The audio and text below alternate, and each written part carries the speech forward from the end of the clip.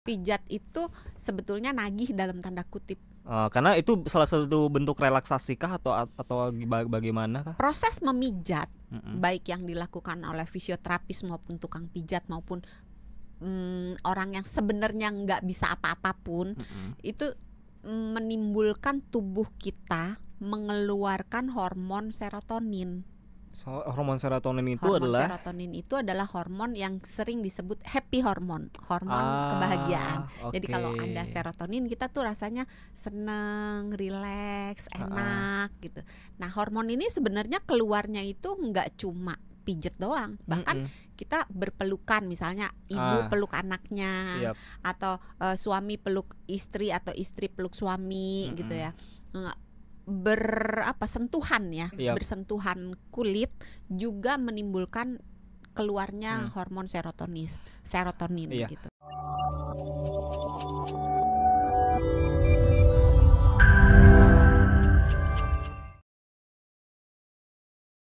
Dan kita lagi ngomongin soal pijet-pijet, tapi jangan yang plus-plus ya. Pijet yang biasa aja dong ya kan. Pijat, memijat. Sama refleksi juga. Tadi menarik statement Dokter Santi, refleksi itu memang sakit, tapi nggak harusnya cuma refleksi, pijat dan refleksi. Pijat dan refleksi harusnya sih sakit tapi tidak sampai menyakitkan. Kayak gimana sih Dok, itu sakit tapi tidak sampai menyakitkan? Sakit kan udah berarti. Itu sama kalau kayak kita putus cinta tapi yang mutusin kita itu udah jelek, rese, kismin gitu kan. Terus orang tuanya ada gitu. Jadi itu sakit sih, tapi nggak menyakitkan. Gini mungkin maaf ya yang punya pengalaman kayak gitu, maaf. Enggak, mungkin analoginya putus apa ya. Gak bisa, kalau putus mah udah pasti menyakitkan. Tapi kan sekarang gimana? Doksan ngasih analoginya putus sakit lagi. Yang menyakitkan itu kalau misalnya kita diputusin, tapi yang mutusinnya itu cakep, tajir, baik gitu. Terus putusnya tuh cuman gara-gara salah paham yang sepele doang. Nah itu baru menyakitkan, bener gak? Enggak. Putus cinta menyakitkan. Pokoknya udah gini deh. Jangan pakai bercinta-cinta. Ntar Mas Sony maunya dicariin pacar lagi.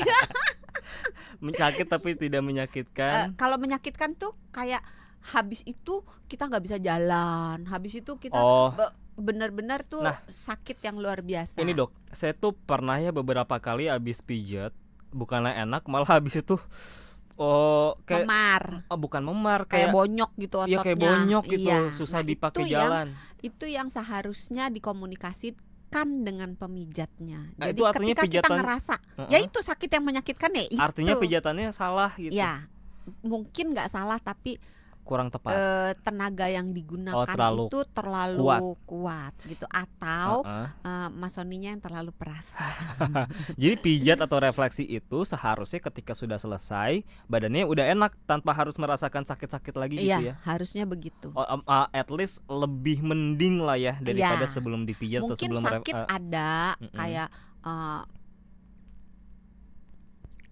kalau kita habis olahraga gitu, kan kita ada pegel-pegelnya dikit ya, kan nggak yang pegel sakit banget gitu. Nah dipijat juga kayak gitu, jadi ada rasa sedikit tapi tidak terlalu mengganggu. Nah dengan berjalan hari rasa itu harus semakin hari semakin berkurang. Dalam kondisi apa Dok kita itu boleh untuk melakukan pijat atau refleksi? Yang penting punya duit buat bayar. Enggak ya? Ya bener sih. Enggak juga. Kalau yang mijit pacarnya atau suaminya atau istrinya kan gratis ya. Abis pulang sini dipijit dulu sayang, dikasih teh manis gitu. Anget. Tapi itu cuma di bayangan saya aja tuh. Gitu kan. Nanti carilah istri yang sakinahnya. Ya yang bisa mijit juga tapi ya.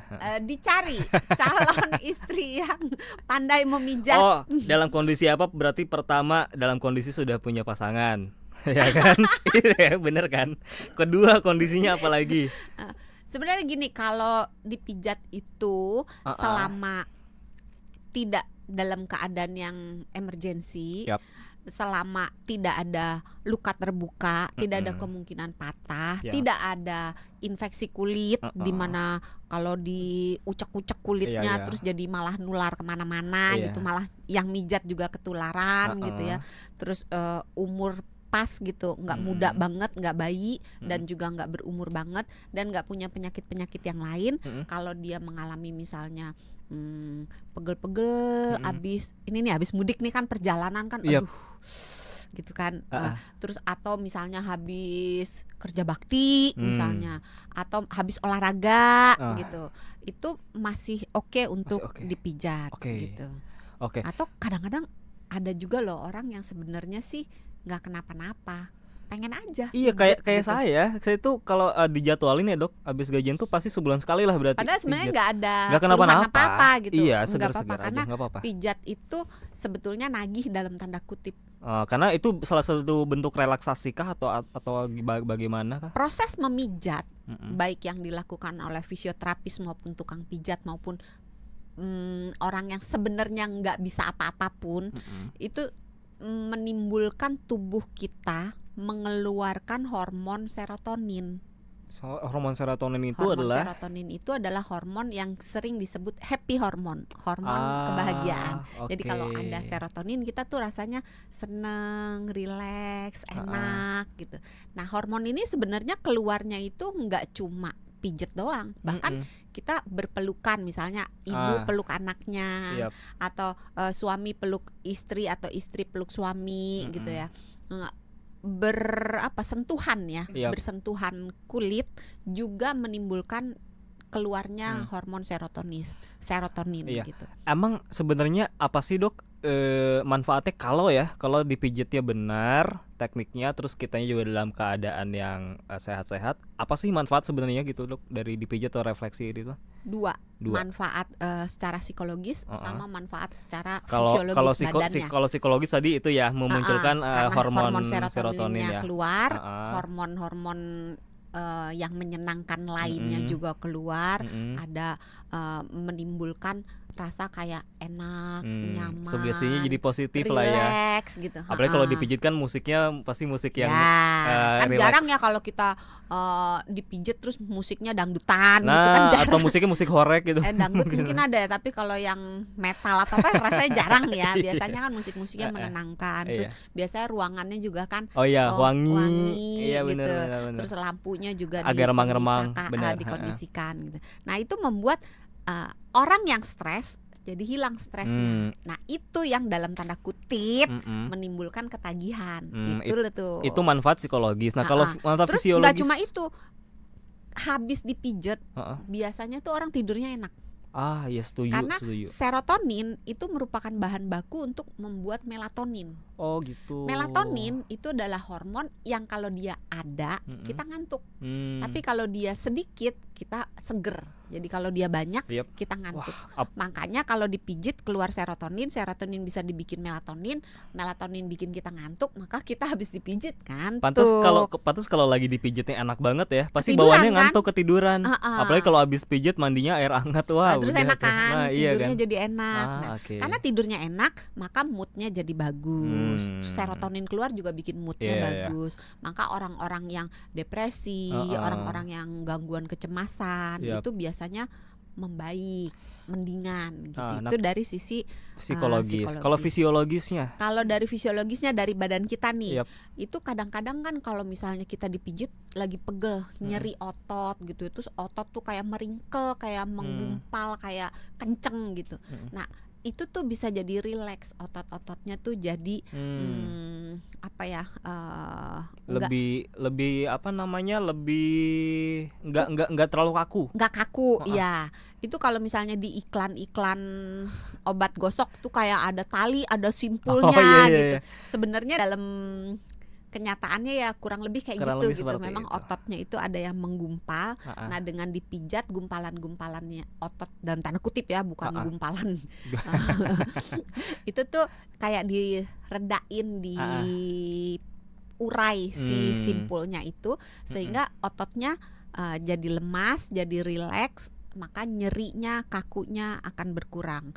Terus karena dipijat-pijat begitu, itu kan menimbulkan hangat, panas, terus bergerak gitu, sehingga aliran darah, aliran cairan limfo yang mengarah ke sana dan yang keluar dari sana itu tuh lebih bagus. Nah, karena sirkulasi darah dan sirkulasi cairan limfo itu berjalan dengan baik, maka peredaran darah juga baik. Kalau peredaran darah baik, ujung-ujungnya kan semua yang positif-positif ngikut gitu. Terus tadi otot udah, terus aliran darah udah.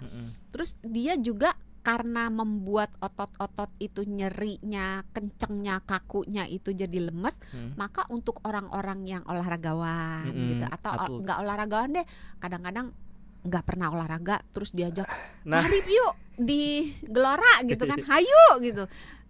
Orang nggak pernah lari disuruh lari sejam, langsung deh itu bokongnya, pahanya, betisnya langsung kenceng banget kan. Nah itu juga dengan dipijat itu masa pemulihannya akan lebih cepat. Oh gitu, lebih cepat. Dan beberapa kasus kalau misalnya dia kesleo gitu ya, kalau cara memijatnya itu benar, itu bisa mengembalikan posisi yang salah dari otot atau sendi tersebut gitu. Kalau yang habis olahraga itu sebaiknya kasih jeda dulu berapa lama dok? 24 jam kah baru dipijat? Atau seberapa lama habis olahraga? Tergantung sih, kalau dia nggak sakit-sakit banget, nggak ada cedera apa-apa, boleh langsung. Tapi kalau dia ada cedera, biasanya kita sarankan untuk lakukan RICE dulu. RICE, masih ingat nggak?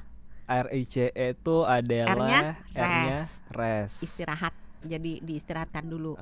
I-nya adalah ice. Dikasih kompres dingin. Oh, masih ingat gak? Masih. C-nya di kompres, dibebat. Dibebat pakai elastik perban.